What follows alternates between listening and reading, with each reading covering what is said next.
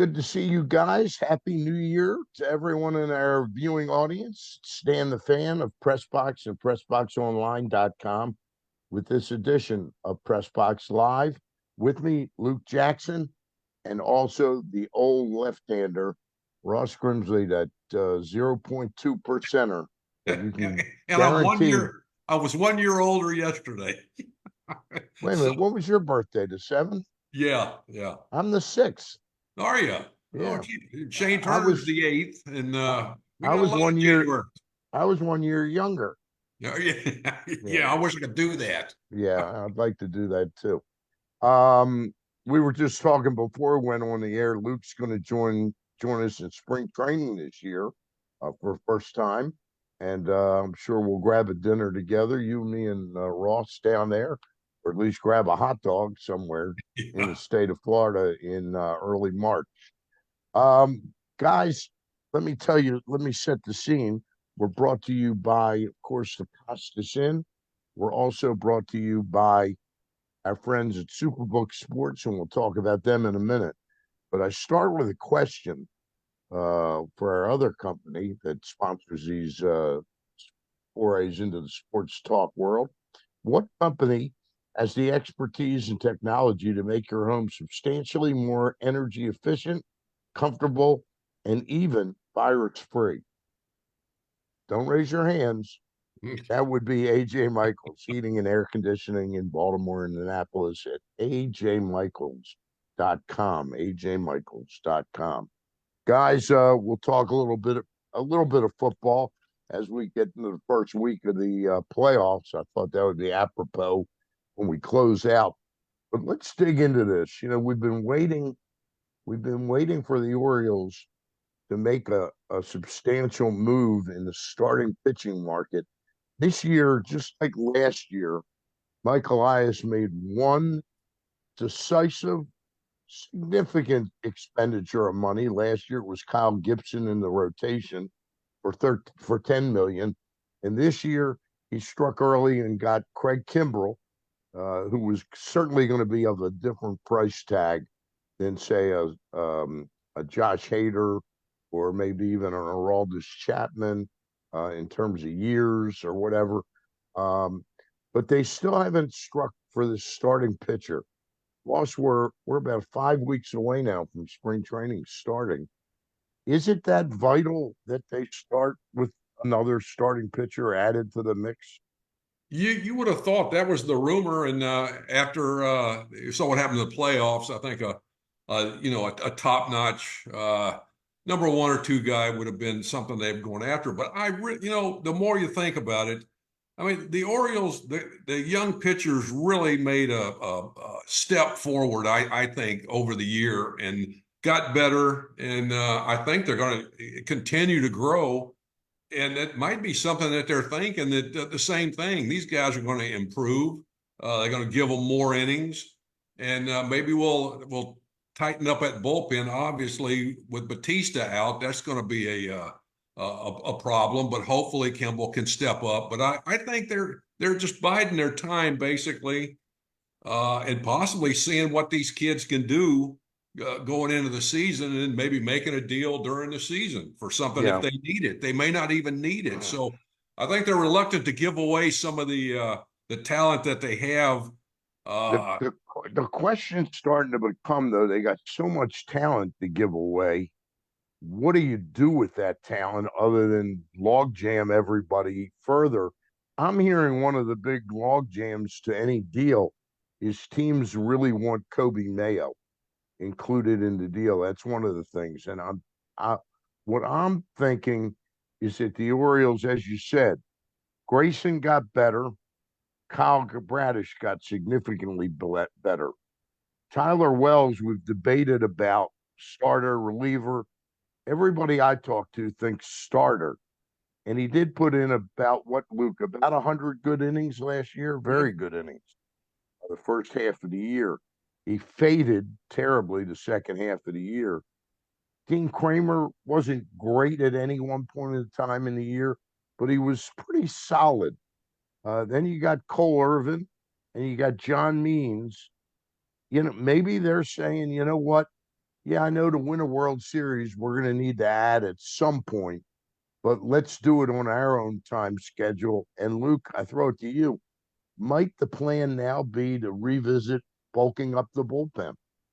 Yeah, that is something that Mike Elias mentioned at the winter meetings, I believe, that if for whatever reason their starting pitching pursuit didn't bear any fruit, that they could look to beef up the bullpen. And obviously, uh, their bullpen entering the off season needed some attention because of no Felix Bautista. They were able to sign a veteran closer in Kimbrel. Hopefully, he can be what he's been for the vast majority of his career, which has been a highly effective closer. But there are some interesting relievers still out there.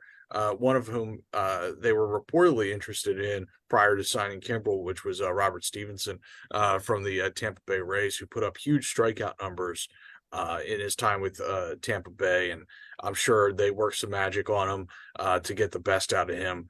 And the one thing that I would mention in terms of beefing up the bullpen is that you still want to have some optionable slots in that bullpen. So if you need a fresh arm, you can send someone easily down. Because I think the guys that have options in that bullpen right now are not guys who you would want to send down normally. So you don't want to beef up your bullpen to the point where you're immovable in terms of options and things like that. So, but that's something that you can stay aware of. And the other thing is that they're hoping to get something out of Dylan Tate this year Yeah, in that's a that big bullpen. Now, difference. I Yeah. don't know if they're counting on anything from Dylan. I don't know how you could, but when he's right, he's a really good right on right reliever. So hopefully they can get something out of him as well. I think the top option for them is still to get something done in the rotation, whether that's via free agency or trade. I don't know. Well, Ross, any thoughts on that? they got the three question marks with Means, Irvin, and who else? Wells? Wells. Those are three. I mean, not really. I think Irwin and Means are question marks. I think you got an idea what you're going to get with Wells, and that's something that I think's Do you see him, Ross, as a starter at this point in yeah, time? Yeah. absolutely. I mean, he can go either way because now he's done it, and but as a starter, he had some really good moments. Again, I think he got fatigued as the season wore on. But I really think they think they have possibly enough with the improvement. They won 101 games. You know, now are they? I don't think they're going to do it again. You know, because that's to Well, do they it two they years in a know row. that they know that, and the Yeah, teams around them are going to get better. You know. exactly. The AL East is really going to Yeah. improve. I mean, the Yeah. Yankees, Boston, Toronto, they're all going to get better. And I think the O's, I think they have if they pull something off, hallelujah. But I don't think they think, and possibly the rest of people think they may not have to do anything. They may Yeah. rely on what they have, and then see what happens during the season, and then maybe do something then. So I think they're in a pretty good spot. Luke, how much of a factor is we now all, the three of us, and most media members that follow the team and fans that are sophisticated enough are assuming that Jackson Holiday is going to make this team? How much does that factor in the fact that he might make the offense even more dynamic? Yeah, so I was a little surprised at the winter meetings, how open Mike and Brandon were about the possibility of Jackson breaking camp with the club. And it sure seems like if he doesn't break camp with the club, it's going to be shortly after that. And so the question for me then becomes, do they see him as their shortstop, or do they see Gunnar Henderson as having earned the shortstop position with his work this past season, really since he came up from the minor leagues? And so that would push Jackson Holiday to be more of a second baseman, or with Jackson at shortstop, that would move Gunnar over to third and keep Westberg, who I really liked at second. So I think that that's something that they're probably thinking about internally right now. How does that fit? Obviously, injuries will play a role in spring training. No team makes it out 100% clean. So we'll see what happens there.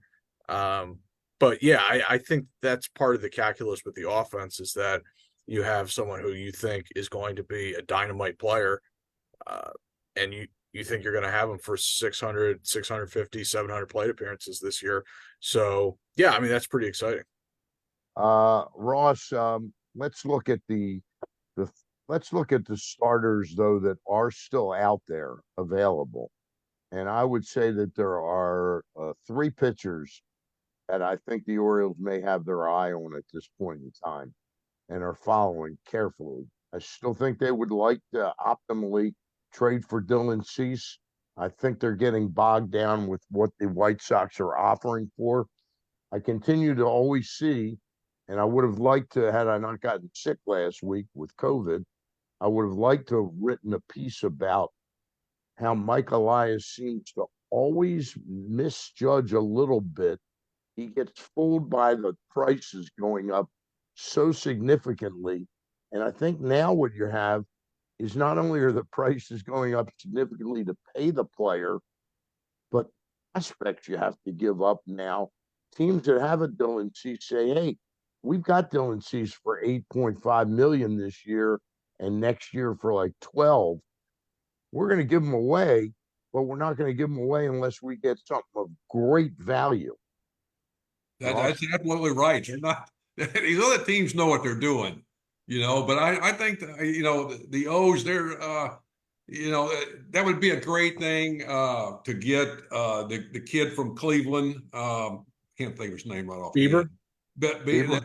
there's a guy, Marcus Stroman. He's a guy that could possibly be in the price range that they're looking for, and he'll give you some innings and do a pretty good job at times. So I think that they're going to pull something out, with somebody you don't expect. I would think not one of your top tier guys. Luke, it shocked me. I think it was Saturday or Sunday to suddenly read the Yankees are interested in Jesus Luzardo. And I said to myself, look, I didn't know if we could get him or not, but now that his name is out there, if we get outbid by anybody with the prospects that we have, I think it's really almost malpractice by Mike Elias, in my Yeah, opinion. I think the issue, and you brought it up before, is that when the Orioles are after these high-end pitchers like a Dylan Cease or a Jesus Luzardo, what those teams are going to want, they'll say, okay, we're not getting Jackson Holiday, but here's what they will say. We want Kobe Mayo or Samuel Basallo to lead off the package. The Right. Orioles see both of those guys as big parts of their future. And I'm Yep. sure what the Orioles would like to do is steer them toward Kerstead or Cowser to lead off a deal.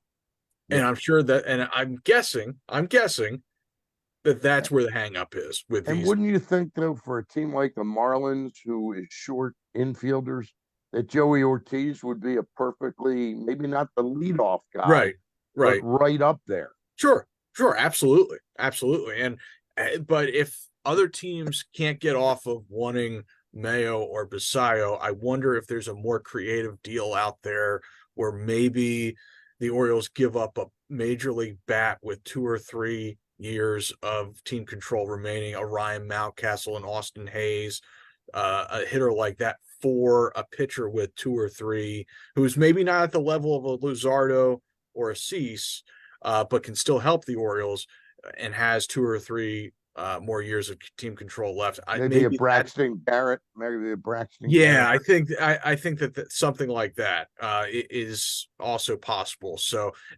they might have to get creative. For as good as the upper levels of the farm system are for the Orioles, when you're talking about high end starters like Luzardo and Cease, they're going to want Kobe Mayo or Samuel Basallo to lead off the package, and the Orioles have big plans for those guys in the future. Yeah. Ross, you mentioned Marcus Stroman. Yeah. He's a guy that I think in some ways is outpriced the Orioles because he's a $20+ million starter, and the Orioles haven't really reached that range. Closest they've ever come was the Alex Cobb contract. What's that, Luke? Now that's 6 years ago.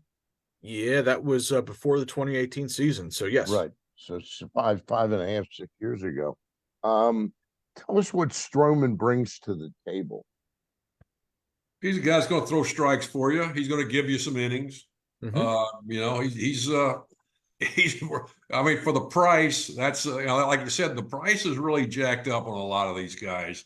And I don't know if the O's are being scared off by that, but I mean, to get somebody, you're going to have to give up somebody, and that's what they're going to have to weigh. But here's a guy you can pick somebody up like that that's going to give you some innings. But again, is he better suited for the Orioles when they got guys that are improving, young guys that are improving, have improved, should improve more, and then you got Means, Irwin, that could step in and really do a pretty good job if they're And healthy. and I wonder, Ross, and at some point they would have to make that big move via trade. And if Yeah. they punt on that decision until the deadline, I wonder, instead of paying Marcus Stroman 2 years, 40 mil with an opt out after the year one, whether they go more for like the Michael Lorenzen route, someone who's not a playoff caliber starter, but helps them get to the trade deadline. You know what I mean? Can sort of help you from April to August now. And he doesn't have a huge innings background, so he's not a guy who's going to get you into October. You would have to use the trade deadline to get someone to help put you over the top, and it would have to be someone better than Jack Flaherty, obviously. Um, and but he I got think and he got 14 million. right, and that tells you a little bit about the cost of pitching. And so I wonder if that's a possibility as well, is that they just sign somebody to a 1 year deal to help get them to the trade deadline where they can take another swing at a trade. I don't know. Yeah. I just, and what Stan brought up to start off this show about the hang up being those number 2 and 3 prospects, about not wanting to give those guys up. I think that's absolutely right. Yeah, you're going to have to weigh that, that decision by the prospects that you have, and plus you got some young players in the big leagues that are going to hold these jobs, hopefully for several years. So that should open up.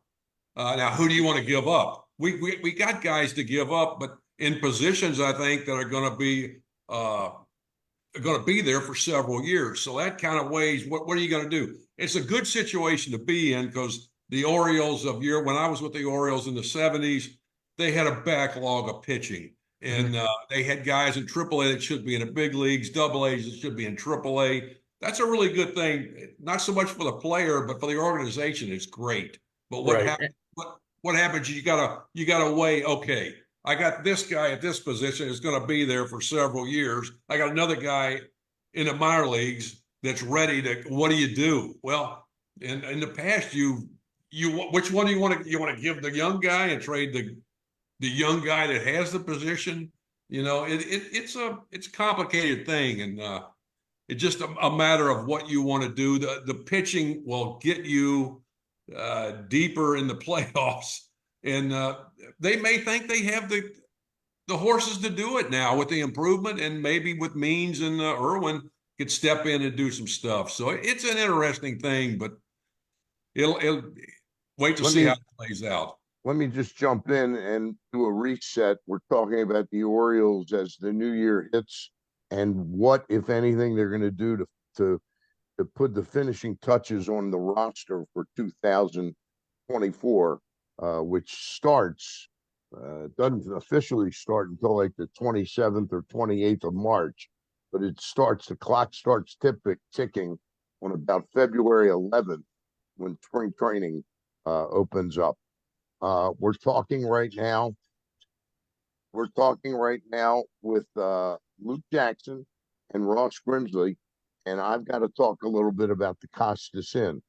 Costas Inn, located at 4100 North Point Boulevard. They've been there for over 50 years.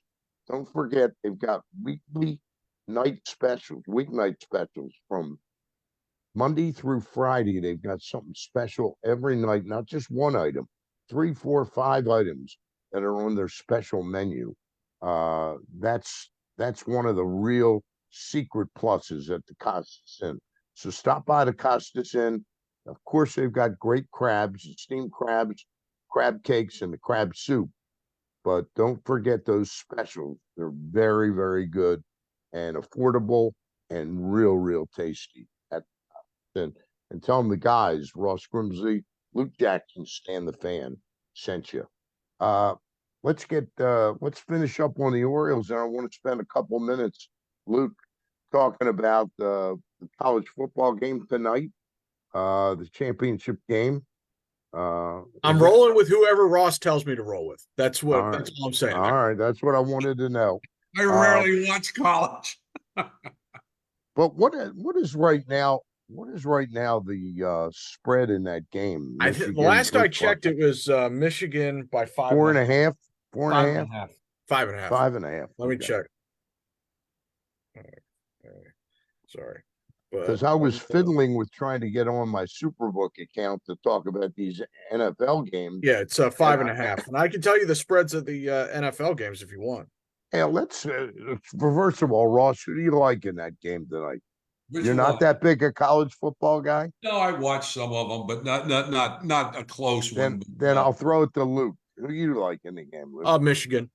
You like 'em? 5.5 is a little strong. I would prefer more 3.5 or 4.5, but I would probably lean Michigan even at the 5.5 number.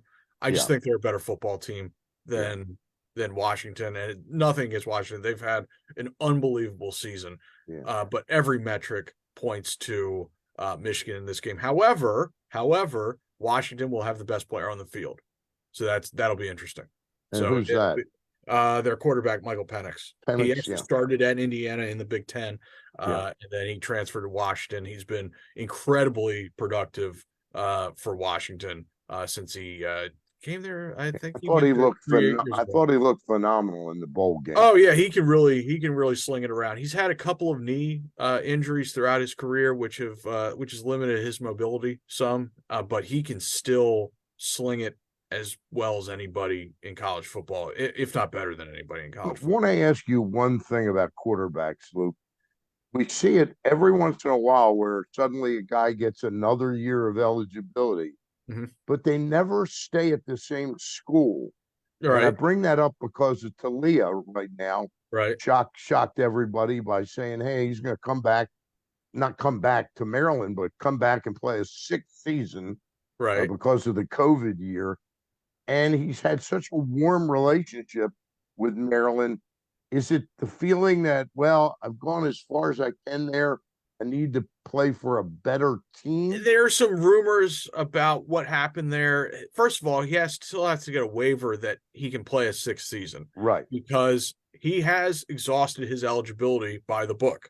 He played 5 games at Alabama in 2019, which was not a COVID year. Then he had the COVID year, which didn't count. And then he played 3 more years at Maryland, not COVID seasons, not redshirt seasons. He's played 4 seasons of non-redshirt, non-COVID football. But he's saying that his 5 games at Alabama shouldn't count because it's complicated. Yeah, it's not worth complicated. Okay. And the rumor is that he wants to go play at Miami with his brother in town. Yeah. And so it can be a big marketing deal, and NIL possibilities. Okay. And the 2 brothers in South Florida playing for big name teams in that area. So that's the rumor. That's the rumor. Okay. And I don't know. I think he still needs a waiver. Who knows what's going and it's Loxley moved on after the Rutgers game. And I think it was smart to do that. I think they got as much as they could out of Talia. Right. These NFL games this week, guys. I'm going to pull them up now on my cell phone at Superbook Sports. And why do they move? They always move. I got this. I got the spreads. You want me to tell you? Yeah, I'll go with you. I've spent a half hour trying to get them, and I had them, and now they disappeared again. Saturday 4:30. Cleveland at Houston. Cleveland is 2.5 point favorites. So Joe Flacco getting some respect. Miami at Kansas City is the Saturday night game. Kansas City, 3.5-point favorites. And the game is where? At Kansas City. It's At supposed to be Kansas very City. cold. It's supposed to be And frigid. Kansas City is 3-point favorites, Three and a half point favorites. You would have to think the weather really strongly favors Right. Kansas City. And I thought Miami came up looking rather soft yesterday. I don't Buffalo. disagree. I do not disagree. The week before too. Right, that's against for sure. Dallas, yeah. Pittsburgh at Buffalo. The Bills are 10-point favorites. That's the Sunday afternoon game. And then Green Bay at Dallas. That's the late Sunday afternoon game. The Cowboys are 7.5-point favorites. Then the Sunday night game is Matthew Stafford's return to Detroit. That's a good game. That's an entertaining game. Yeah. It should be a lot of offense in this game. The Lions are 3.5-point favorites. I'm just saying I like the Rams in that game. Mm-hmm. And then the Monday night game, Eagles at Bucks, down near Ross's neck of the woods. The Eagles are 2.5-point favorites, and let me tell you, the Eagles should not be road 2.5-point favorites against anybody right now. I'm in agreement with you. I really think the Buccaneers are a nice play there. I mean, the Eagles' defense is like unplayable. They're awful. They're absolutely. What happened to them? What? Well, they were 10-1, but it was a soft 10-1. Like it was a little fluky 10-1 for me. And I don't know if they've ever been great this year, even when they were 10-1. But that having said that, I'm surprised that they've lost, I think, 5 of their last 6. The Jags are another one that was surprising. They were playing really good ball. And then Trevor got hurt and just didn't play as well down the stretch. But yeah, at 2.5, getting 2.5 points, I kind of like the Bucks there. Yeah.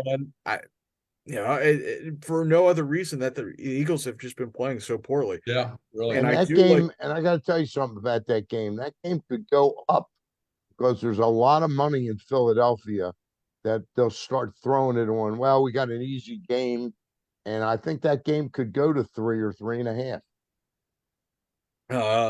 But I also really like the Cowboys at home. I like the Cowboys and Packers offenses, but the Green Bay's defense is horrible. Like Dallas might score 40 against Green Bay. Green Bay's getting 3. No, Dallas is 7.5-point favorite. Over Green Bay's getting 7.5. Yeah, and so that's a hefty number.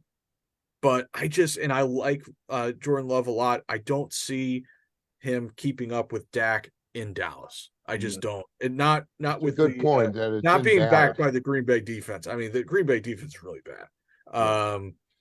And who do we like in the Houston Cleveland game? And that game is being played in Houston, right? It's being played in Houston. The big pause for me with the 2.5 number for the Browns is that Houston's got a really good front. And Cleveland's offensive line has been beat up for a while, and they've been able to cover for it. And Joe's been able to get the ball out quickly. And Joe's been a really good fit in Stefanski's offense, which is the Kubiak offense. That's what it is.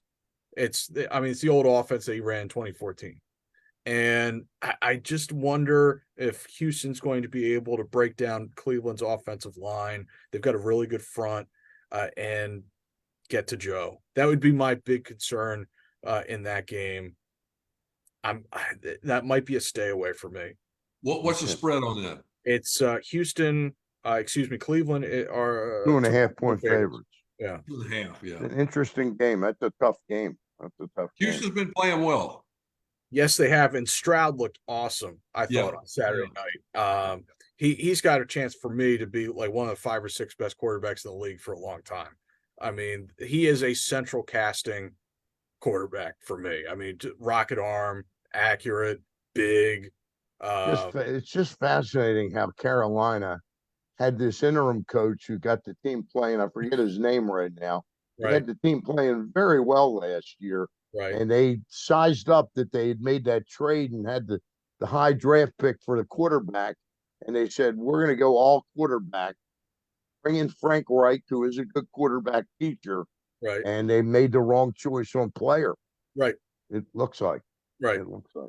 And they they end up with the worst record in the league this year, but they don't get the number 1 pick because they traded away to the They Bears. traded away to the I mean, Bears. it's a disaster. It's a complete and total it's a complete disaster. And the owner throws drinks at fans. I mean, that's quite a season in Carolina. Yeah, it really was. I think I see the thing is that the Chiefs have been really, for a team with Patrick Mahomes, the Chiefs have been really kind of a rough watch this year. Not a very fun watch. I guess I like the Chiefs even at 3.5. That weather combined with how soft Miami really is, I still think Miami will have enough to take care of business there. Right. Go ahead, Luke. Is that 10-point number too big in Buffalo? I know you were saying last night there's no number that's big enough. I talked to Gary Stein, and Gary Stein has the Steelers as a real dark horse to make it win the game. Oh, to win outright. To win the game. So and the Steelers, I don't see that in any world that I live in. So if you want to, if you want to tail Gary Stein, the Steelers right now are plus 385 to win outright. Right. So you make some money. He could put his money where his mouth is. So yeah, like, can the Steelers muck this game up? Yeah, I think they can. But I think it would be betting on the Bills doing what they do, which is gaining a ton of yards, but doing dumb stuff to limit themselves on the scoreboard, which is exactly what happened yesterday. They gained nearly 500 yards of offense, but scored 14 points offensively because they just do dumb stuff. Yeah. I mean, that's just that's their MO. So yeah, I think the teams I like the most are the Bucks and the Rams. Okay. All right. We needed you to sort that out. Let's skip back to baseball for just a minute. There's one big name that's out there, Ross, and that's relief pitcher Josh Hader. Yeah. I think a lot of people thought it was an automatic that Texas was going to sign him. And then I think there was a lot of people that thought the Dodgers were going to sign him. There was a lot of people that think the Yankees are going to sign him. And I sit back and I look at a team that might be at one player away from winning the World Series, and that's the Philadelphia Phillies. I heard Chapman might go to the Phillies. Oh, God, I don't like that move at all. Yeah. But Hader's Yankees. I mean, I see the Yankees doing something to upgrade their pitching. I mean, they're in the hunt. Snell, he's on their radar. Right. I've heard. Well, even Cease was, but I don't think. I think that's kind of faded a little bit. But I mean, I don't think they have enough. I don't think they have enough talent to trade for him. And frankly, I think that the Cease demands were part of the reason why the Braves ended up trading for Chris Sale. Yeah, and moving on from they just thought that the Cease demands were a little too wacky, and so I thought that was a fantastic trade for both teams. The Sale for Grissom trade. Ross, what did you think of that? I mean, you saw the way he pitched the last 10, 11 starts. Sale. It was pretty close to the old Sale. I tell you, and Atlanta's got a way of doing things with pitching that that always comes up good. So that should be a good thing for them. I mean, they already got some pretty good pitchers, but throwing him in the mix, they got the pitching coach that wasn't quite good enough for Buck Showalter. Right. Yeah, really. That led him down the road where he ended up with Wicked Hair. Enough said. Something to know that a Japanese pitcher, Shote? Oh yeah, he's still out there, and he's still out. Got till Thursday, I think. Yeah, I think he has to sign by. Got to be signed by the 11th. Yeah. So I mean, there's a few teams. The Yankees also. And Yankees, Mets, Giants, Cubs, Boston. I still think the Giants are going to sign Chapman and Snell.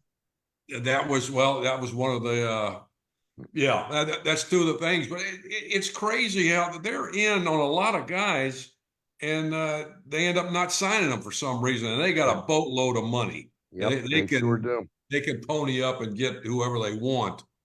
Basically, it's just a matter of pitching out there is good, but it's a big park, but it can get really chilly in there and get windy. A lot of guys don't like that, but you can use it to your advantage if you're a pitcher and if you like cold weather. All right, guys, it's going to do it for today.